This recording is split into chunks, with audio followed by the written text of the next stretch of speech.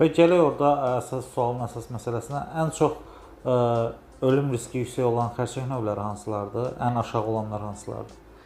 Mərkəzi vacib orqanları zədələyən şişlər, şiş atipik toxuma istənilən toxumadan, istənilən orqanda yarana bilər. Vacib orqanlar toxunan təhlükəlidir. Hansılardır? Beyin, qaraciyər, ağciyərlərin mərkəzi yerləşimlisi olan.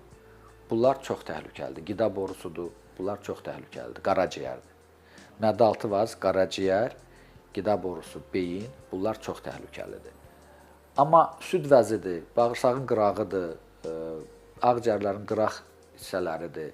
Bunlar o qədər də təhlükə deyil, zaman var. Tez üstünə düşüb nəsə ya əməliyyat edib, ya yığışdırmaq, nəsə eləmək mümkündür.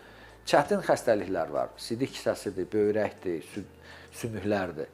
Bunlar tez də inkişaf eləyə bilir, ləng də inkişaf eləyə bilir, amma çox da tez öldürmürlər. Fəsadlardan asılıdır.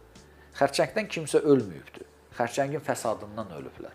Qanaxmadan, ağrıdan, vacib orqanın işinin pozulmasından. Amma bir şiş xərçəng yaransın, donsun, qalsın bir yerdə, illərcə keçsin, o sizə narahatçılıq verən deyil.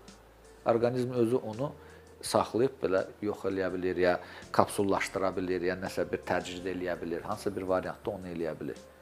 Əsas odur ki, insan məqamında gəlsin doğru həkimlərin, naturopat onkoloqların yanına, inteqrativ onkoloqların yanına.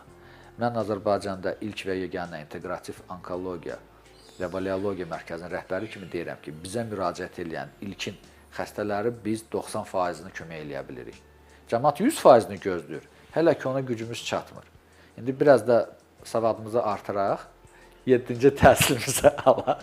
Oradan yenə də onu eləyə bilərik. Amma hələ ki bunu bacarırıq, bunu deyirik.